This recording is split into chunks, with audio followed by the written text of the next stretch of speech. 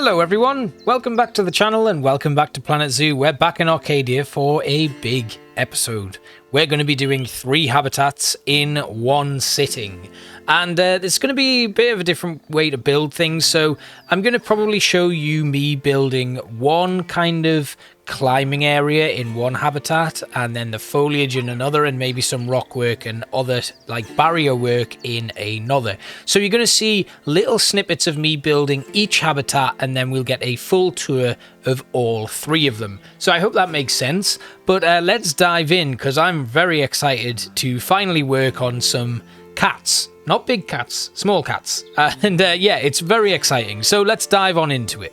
Now I've already had a change of heart and decided that I'm just going to show you me building all 3 of these habitats in one go. We're going to start with the Caracal, and we're just making this a nice deserty looking area before we move into our climbing frame here. Now I wanted to start with the climbing frame on the Caracal because they have the largest requirement for climbing enrichment. So what we're going to do is we're going to use this metal climbing frame here, and we're just going to make a nice little loop for them. It's going to go up one side of the habitat, then loop back round on itself, and we're going to have like a little bit of a platform there as well for them to climb up onto another area. Then we're going to be putting in some trees and stuff for them to climb as well, and that should fulfill all of their required climbing space. It took a little bit of time to get used to this. This is a new frame that I've not actually used before, and I like it, but it is quite weird looking when you put it in habitats. It looks a little bit more like a child's play park than something that would help enrich our animals, but I wanted to use it because it's got a nice slim line profile, so it kind of works for this smaller habitat. And we kind of mix it up by putting in some of the wooden climbing frames as well, and I think that just gives a little bit of an extra kind of dimension to it. So we can have this metal frame that ends up going to this slightly larger wooden platform, and we can just play around with little bits of climbing capabilities for our animals. And once the kind of main little merry-go-round of metal framework is done and out of the way, there's a nice enrichment item right at the top of that when we finally put those in. So that was done, and that was nice and easy. And then the next step is to just start working on our foliage. So I wanted to use, again, desert and African trees and stuff here, just so that we kind of had like a natural looking habitat for them. And it's going to be quite interesting because all 3 of the animals that we're going to be building for today have different biomes and continents. So we're getting to play around with a multitude of different types of foliage and themes in this final section here. Now, after putting in my original climbing frame, I suddenly realized that there wasn't enough space for the animals to fulfill all of their requirements for climbing, so we had to add in an extra step here, which brought me to doing another little trail coming off here, adding in another metal post to extend the frame there, and then it goes onto another tree-based platform that we're going to put some rocks around here to make a little bit of a rocky outcrop, with that tree kind of growing out of the top of it. And it's starting to come together. It's quite nice working in small spaces here as well, because I've not actually designed a small scale habitat for quite some time. Everything's pretty large and vast here in Arcadia, so to build something a little bit smaller has been really nice. Next, I needed to map out a sleeping area, some hard shelter for our animals. And that's just going to slot right in the little corner down here. Now you can see it does back out onto both a guest area and a staff area. So we need to make sure that the edges are quite straight on these sides here, and that can be quite difficult and it can look a little bit awkward. So I did have one idea, that we continue these rocks across the path and merge with the rocks that are going to be placed in the Fossa habitat a bit later on in the video. And that might just kind of have a nice kind of bridging effect, and it will allow us to have those steeper drops because we'll create a little bit of a tunnel for our guests to go through, and that might be a nice kind of interesting like viewpoint. But yeah, I wanted to have a viewing area in the sleeping area of this habitat so that guests can kind of just look in and see the caracal asleep. But yeah, it's coming together nicely. I always have a bit of an issue when I'm making things like this because you have to keep those edges quite straight on the guest side so you're not getting too much kind of overlap going onto a path system, because guests will just walk through the rocks and it can be a little bit jarring when you see that. But I want to create a nice viewing area anyway in this sleeping area, and based on like the amount of space we've got, we have to keep everything quite small and intricate. Anyway, coming around to make this little desert cave for our caracal, it's all starting to come together quite nicely. We've topped it off, and you're going to see this happen quite often in this build where I create a little bit of a cave system and then we top it off with some more rocks, and once that's all done and we've got it looking nice and natural, we can come in with some foliage and just finish it all off and cover up any imperfections. So this is a little bit of a basic showcase of that, but you're going to see a little bit more later on when we actually build the Eurasian lynx, because they have quite a large cave system in their habitat. It isn't fully fleshed out, and again, like you'll see here, the interior section, it's a very flat ceiling, so I could make some adjustments to those habitats as well, just to add a little bit more detail into the actual interior of those caves. But for now, it's all about exterior habitat decoration and getting that sorted. Everything else we can come in next time when we do a little bit of a touch-up episode to finish all of it off in this area, because I am conscious of the fact that we are taking on a lot of work this week. So we removed the mesh fencing and just put in a little bit more glass work here, moving that across so that we can then finish off by adding the sides of this little cave here, and it creates a really nice little viewing area for our guests.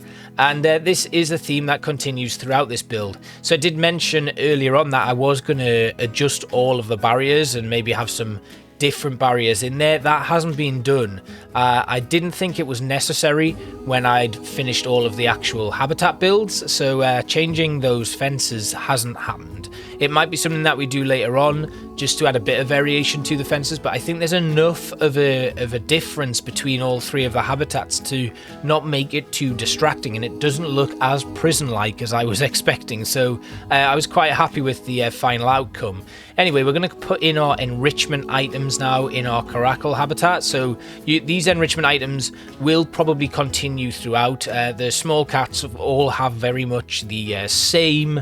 They've got the blood scent markers, they've got the pinatas, the scratching posts, the boxes, the scent sacks, and a load of other different things, but they're all pretty much one and the same across all three of our habitats. The difference comes with our foliage, so I start off here with a lot of the brushes and greenery that you saw when we made the Somali wild ass habitat, and it's looking really nice. Of course, the caracal, they don't have a large amount of foliage that we can put in, so I am overloading it now, and then I'm going to take out stuff that I think looks a little bit too much or needs to be removed.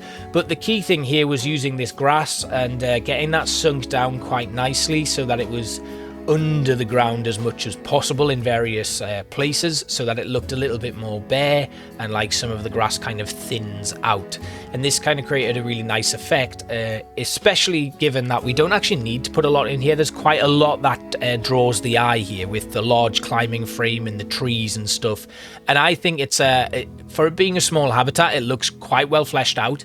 And given the fact that the caracal don't have a lot of foliage requirement, it kind of looks pretty full is what I'm going for, what I'm trying to say. Yeah, it still looks full despite having a minimal foliage profile. Anyway, moving on, we're going to start working on our Fossa habitat. And this, I wanted to put a water feature in here, so I used some of the prefab waterfall structures that are in the game and then started building up with my tropical rocks. And you can see here now the idea that I'm playing around with, where we make this a little bit of a rocky tunnel for our guests. So on this side, obviously, it's all going to be bare and built up because this isn't a viewing area into the Fossa habitat. This is just a water feature that I'm trying to cover up with as many rocks as possible.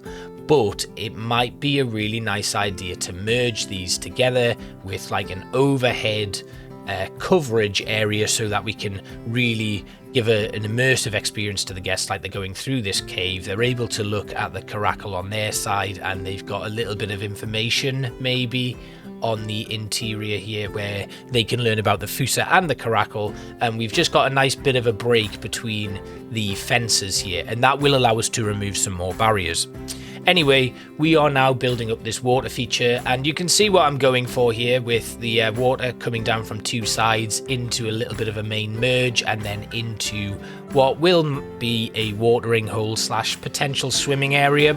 I don't know if the Fossa actually displays swimming behaviors, but I wanted to give each habitat a little bit of a unique feel to it, so it doesn't only have the foliage and the different biomes and stuff to set it apart. Each one has a unique statement piece in it. So with our Caracal, it was that climbing frame, and then in here it's this water feature, and then our Eurasian Lynx, it will be their large cave in the one end of their habitat. So we continue building up this rockwork very much like we've done with the other area of rockwork that you've seen already, and the final one that you'll see a bit later on. Just building up with some smaller rocks first, large swathes of rock going in there, and then we fill in the minuscule details right at the end. Now we are blessed by the Fossa because we are able to use our scaviola bushes here, so that is going to do a lot of the legwork in this habitat. But I wanted to make sure that I'd covered up all of the plaster surrounds here so that it looked a little bit more natural. I'm not overly keen on the join here where there's got that like little right angle as the water flows down, so I may need to make a couple of adjustments to that, but again, that will come on our second look at these habitats next week when I get back from my holiday. But I wanted to make sure that we left with a bang. I'll actually be flying back probably at the time that, no, I'll not, it'll be my last holiday day when this video airs, so sad face, but I hope you enjoy this habitat and are looking forward to me coming back so we can do something a little bit more in depth rather than the two builds you've had this week where it's been whistle stop tours. But it's quite exciting nonetheless, because this has kind of forced me to think quickly and really put something together that is still, I think, really good, but also on a very slimline timescale. It's actually going to be a little bit of a training education for me, because soon enough we're going to have some updates on the channel moving forward, because I've got some big things happening outside of the channel that are going to take me away from content creation from time to time. So I am going to need to learn how to produce videos fast, but maintain the quality that you are all used to. So let's get back to talking about the Fossa. Now, you are seeing a lot of rockwork here, but it is a rather large area here, and I think it's starting to really come together. And what I really like to use is these large rocks here. I've explained about these before because I think they've already got like a natural curve to them, which really works well. But they've also got such a nice amount of detail and texture in the actual rock itself. They really boost any sort of rock work that you're doing, and you can use them on a multitude of things. Like here we're using them for a ramp, but I've used them for roof and ceiling pieces, and then just general floor work and things, and it's a really nice build set to be using, especially that particular rock itself. Anyway, we have now got that tumble down effect that I was looking for, so we're coming in with some cladding just to finish it off and make a nice natural join with the terrain, which will also be changing. Next, I just wanted to move some of the fence posts along so that it had like a natural progression to the rockwork. We put in a viewing area there, and now we're going to start making our climbing platform for our Fossa. Now, they don't have as much of a need for climbing requirements compared to the Caracal, but they still do need a little bit of climbing. So we're going to put that in with the nice bridge, and then again coming in with that thick log supporting a climbing platform. We're then going to have a nice little log pathway going up to the next platform, and I thought this would be enough. Turns out it wasn't, so I do need to continue making progress on it and add in just another couple of platforms so that we can get them all put together and make sure that we're satisfying that need. Now, this is where the large rock that I built there, the large rocky outcrop with the water in it, starts to really impose itself, because it made building some of the next pieces of this habitat a little bit difficult.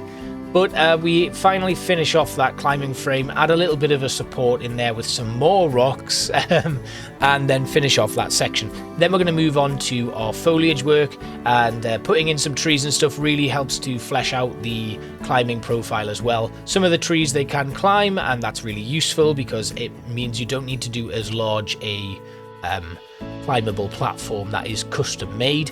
You can see here they are lacking hard shelter and still need a little bit more climbing, so this then needs to be added in as well. We put in a basic copy paste of one of our original climbing pieces and just add it at an angle and then bring it down to the ground level so that we've got it all matched up. Next we come in with our scaviola bushes to continue our foliage work, and this is where things really start to come together very quickly because of the universal appeal of the scaviola and how easy it is to use to really bring a habitat to life. So we keep these nice bushes with their great texture going all the way around, so it looks like it's just overgrown on this area. You can see the way it comes through is just incredible. I really like using that. And then we come in with a little bit more foliage. Now the great thing about the Fossa is they can go up quite a substantial amount, so they can have quite a bit of foliage in their habitats, and right up to 100% coverage, I think. Then we come in with our enrichment items, and again here you can see a very part and parcel similar profiles coming in. We do have to put the rubber duck in the pond though. Then all of our scratching and rubbing pillars go in, and the final touches with some little balls on the actual climbing frame itself. Now this is where we really run out of space, because building some hard shelter got very difficult here. Now I expanded the framework on the fence, but this is going to change. I then used these drapes to make a kind of tent that went all the way back, and this was something I'd never really thought to do before, but because I was working with such a small space left for our actual hard shelter area, I needed to get creative, and I thought making a little bit of an awning here with some sleeping platforms underneath it would be a really nice idea. I do think it maybe comes out a little bit too far, and what I could do is, rather than make it stepping out that way a bit too much, we could have it a little bit wider so it takes up a little bit more of the length of the building rather than coming in and eating into the habitat surface area.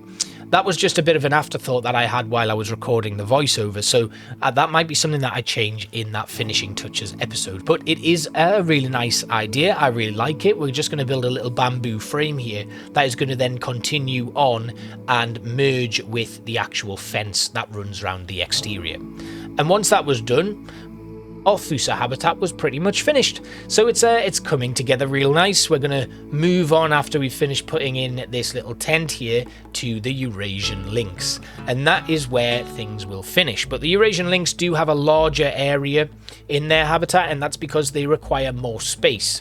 So it's going to be a slightly larger build, and the great thing is the Eurasian lynx prefer a lot of foliage. So we're going to be building a really nice forest floor with a little bit of a dirt path walk through that goes all the way into that habitat. So once this was done, we've put in our bedding, and it's very basic, but I quite like it. And then we move on to our final habitat of the day, the Eurasian lynx.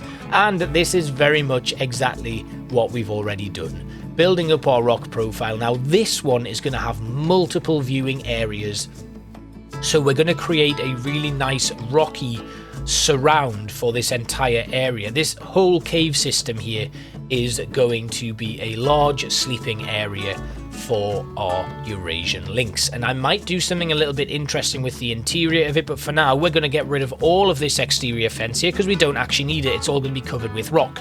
Then we start making some rocky pillars here, and we're going to do that. We're going to make a little bit of a mix of rock and wood, so it looks like something that's a little bit more artificial than what appears to be the natural structures that we've already built. So it's going to be a mix of rock, wood and mesh, as if we've custom made this. And I could have used the faux rock pieces for this, but I'm not quite used to them yet, and I don't like a lot of the when you put the colours on the faux rocks, they still don't look particularly natural. And while yes, we know they're faux rocks, it would be nice to have them have a little bit more of a natural profile to them. I would just like to have these rock textures, but with the same kind of shapes that the faux rocks have. I think that would be a really nice addition to the game.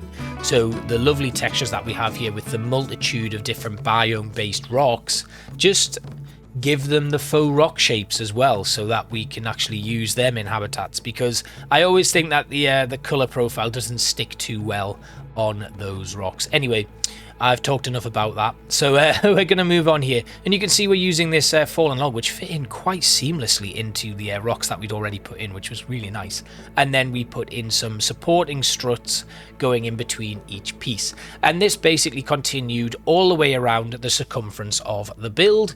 And once it was finished off, we started putting in some mesh and really giving these viewing areas some life. But you can see we have to keep nipping inside to make sure that it's looking natural on both sides of the viewing space. So that is a little bit of the groundwork done for when we come in and decorate the actual interior of this cave, because it is big, and having it as just a flat roofed structure, it doesn't work. It looks really messy, and I don't like, well, no, it doesn't look messy, and that's a problem.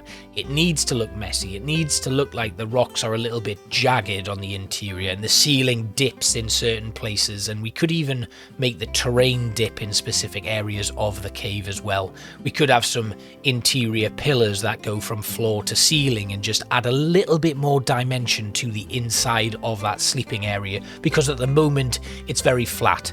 It's very lacking in detail, but for the sake of the build today, it works. And that is why I like to go back and do these extra detailing episodes at the end of every section. And because we're coming to the end of the Old Town Farm section, that's a great time to do that. So this was a little bit of a weird kind of return to Old Town. I wasn't expecting to do it, but after the release of the Arid Pack and getting the Somali Wild Ass, I thought, well, let's go and finish that. So I can actually say I've finished a complete section of the zoo here in Arcadia. And another thing I need to mention is the lag is starting to get pretty serious. You might have noticed it in the tour of the last episode, where things maybe were moving a little bit slow, and it wasn't actually just because of the speed of the tour. So we are needing to be a lot more careful with that sort of thing. But yeah, things are looking really nice here. We're starting to get a really nice platform together to continue expanding this habitat. This was probably the most difficult part of the entire thing, just getting this cave system put in place. But once it was all done, we could really observe the fruits of our labour. So to finish things off here, we need to put some rocks on the top of this cave so it doesn't look as flat on top, and we will of course sort out the interior at a later date when we do that final detailing episode. You can see as we dip under from time to time how flat that looks, and it doesn't sit right with me. It's not a designed hard shelter that we've customized and put in place, so it shouldn't have that flat ceiling. It should look a little bit more natural, even though earlier on I said I was looking for something that we kind of custom designed and put in place, like imagining these are faux rocks. But it still needs to have some sort of depth to it when we actually get to the interior of the build. But I wanted to have these rocks go up on one side, and then we're basically going to fill the gap in there with some foliage. Next, we needed some nice supporting structures in here, and I might put one in the middle as well, just to give it a little bit more balance and support. But again, I've not decided on that this week. Next, we come in with our foliage, like I've already said. So we've got some nice moss covering here, and that's not there to look like moss. It's there to resemble some grass that's kind of poked through, just really short grass that has kind of grown on the silt and sediment that have kind of gathered or been blown up here over the years.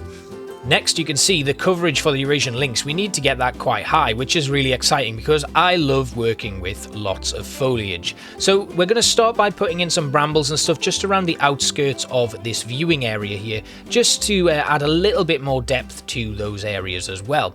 That then comes up onto the top of the cave as well, just to add some nice pops of green in amongst all of the boring grey. And I use some azaleas as well and some hawthorn bushes, just to really flesh it all out a bit further. Some trees go in every corner of the build here, just to add some nice green spaces in there. The Eurasian lynx, like you've seen, they do require quite a substantial amount of foliage, which means we can actually go wild here, and I'm really excited about doing that. So getting a lot of green in here really pushes the limits and the boundaries within this habitat.